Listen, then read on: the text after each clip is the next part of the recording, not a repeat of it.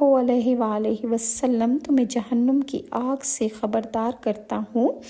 شدت خوف سے لرزتی ہوئی آپ کی آواز دور دور تک سنائی دے رہی تھی اور آپ کی چادر مبارک کندھوں سے نیچے گر گئی۔ ایسے وقت میں کہ میدان حشر میں حشر بپا ہوگا، اربوں خربوں انسانوں کا ٹھاٹھیں مارتا سمندر موجزن ہوگا، سورج سوا نیزے پر اپنی پوری شدت سے انگارے برسا رہا ہوگا، لوگ اپنے پسینے میں غرق ہوں گے۔